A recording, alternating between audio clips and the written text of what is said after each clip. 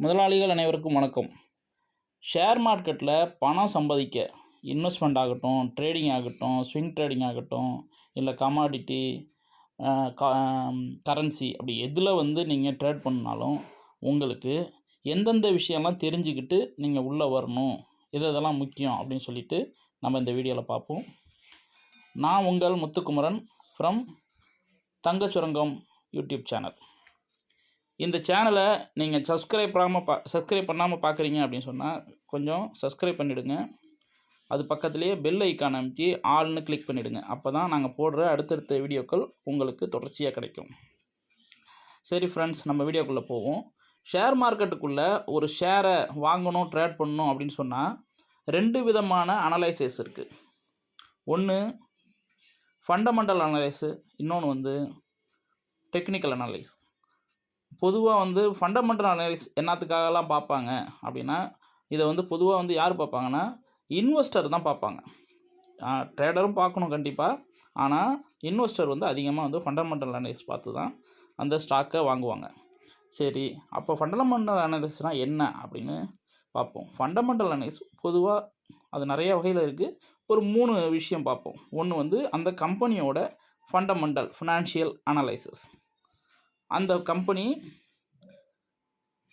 என்னென்ன அவங்களோட quarterly annually report, என்ன சம்பாதிக்கிறாங்க, என்ன ப்ரொடக்ஷன் பண்ணுறாங்க, என்ன சர்வீஸ் கொடுக்குறாங்க, இதெல்லாம் கம்பெனியோட ஃபண்டமெண்டல் என்னன்னு பார்க்குறது.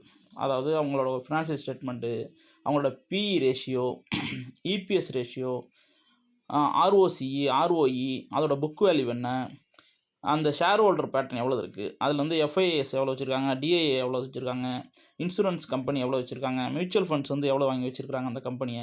இதை மாதிரியான விஷயங்கள் எல்லாமே பார்க்குறது எல்லாமே ஃபினான்ஷியல் அனலைஸ். இதில் அவங்களோட ஃபினான்ஷியல் ட்ரெண்டு, அப்புறம் அது அந்த வேல்யூவேஷன் ஆஃப் ஷேர்ஸ், இதெல்லாம் பார்க்குறது ஃபினான்ஷியல் அனலைஸ். அடுத்தது இண்டஸ்ட்ரியல் இல்லைனா செக்டாரிக்கல் அனலைசிஸ்னு சொல்லுவாங்க. இதுவும் ஃபண்டமெண்டல் அனலைசிஸ் தான்.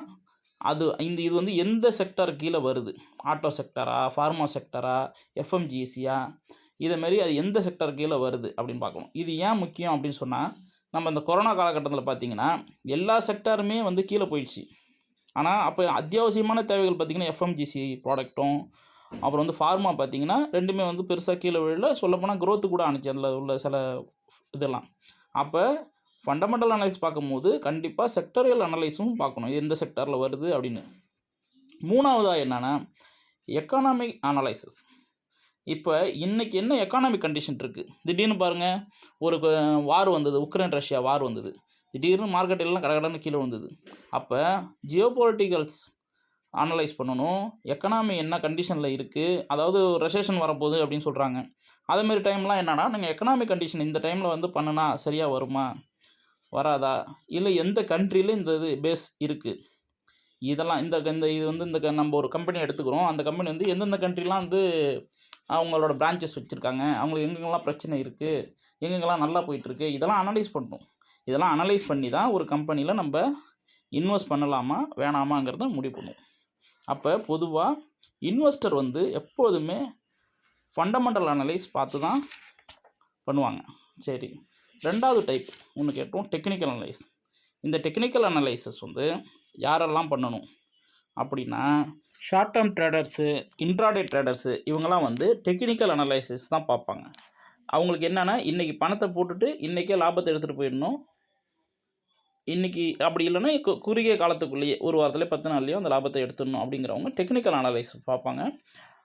ஈவன் இதுவும் பார்ப்பாங்க, ஃபண்டமெண்டல் அனலைஸும் பார்ப்பாங்க.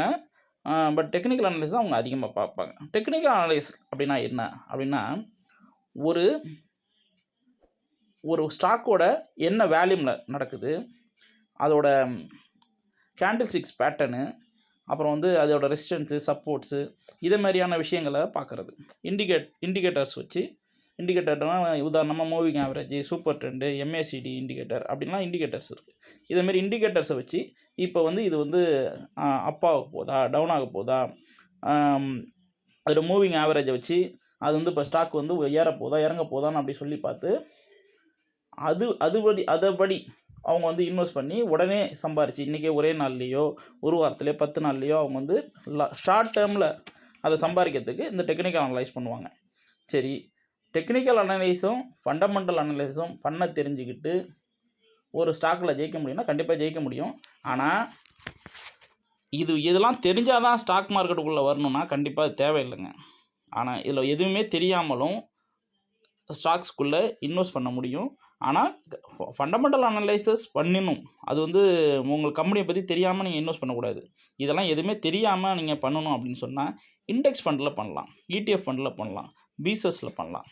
நிஃப்டி பீஸு, ஐடி பீஸு, இப்படி பீசஸுக்கு இதை நீங்கள் எதுவுமே பார்க்கணுன்னு அவசியமே இல்லை. இப்போ நிஃப்டி பீஸ் அப்படின்னு எடுத்துக்கிட்டிங்கன்னா நிஃப்டி 50ல் உள்ள 50 கம்பெனியோட ஆவரேஜ், அதோட வெயிட்டேஜுக்கு தகுந்த மாரி அந்த ஆவரேஜ் தான் வந்து நிஃப்டி பீஸு.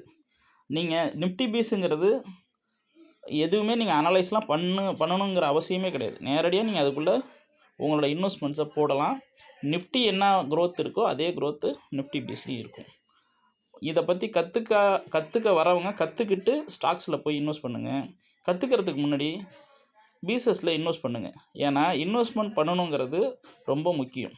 ஒரு மரத்தை நம்ம வளர்க்குறோம் அப்படின்னா அதை ஃபுல்லாக மரத்தை பற்றி எல்லாத்தையும் தெரிஞ்சுக்கிட்டு நம்ம வளர்க்கணும்னு அவசியம் இல்லை. ஃபஸ்ட்டு விதையை போட்டு விடுவோம், அதை வளர விடுவோம்.